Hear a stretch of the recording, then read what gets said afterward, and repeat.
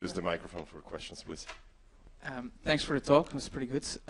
What are your thoughts on the centralization of mining that's currently going on? I know a lot of the fringe dwellers, including me, were able to participate in that part of the decentralized system, but since about a year, I think that's pretty much over for everybody. So it's just a couple of large data center companies that own most of the mining hardware. How do you think that will affect Bitcoin as a decentralized platform? I think it's the most important issue. I mean, and again, this is part of the debate gets focused on, oh, Bitcoin's too volatile and it's criminals. And that's the issue, because that talks to the core problem of the consensus infrastructure and how it builds out. Now, is it a problem that we have this? It's certainly a problem for a little guy who wants to make some money in it. To me, the issue is around whether or not there is a 51% attack concern. I mean, really, that's ultimately it.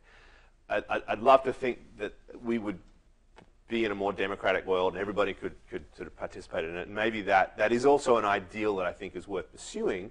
But I think a greater concern is that it is exposed to insecurity if it's just a case of just owning all the hardware. So I think the pools need to be resolved as an issue seriously. Now, there may be ways to do peer-to-peer pooling or something that moves that aside. But the other issue is, we sort of have a pragmatic view about the importance of working with regulators and making sure that government has a view as to how Bitcoin is going to evolve.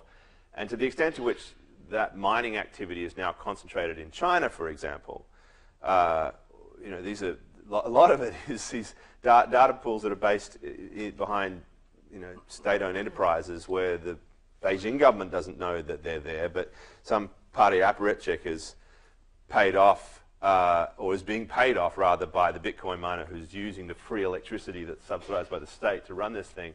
It's hardly the kind of comfortable infrastructure that the US government's going to look to as the foundation for this system. So some of the stuff that's being done by companies here in the US, Bitfury is one of them, to try to sort of build a bridge to regulators to be much more transparent about their activities, how much control they have over mining, where their data centers are based, and so forth.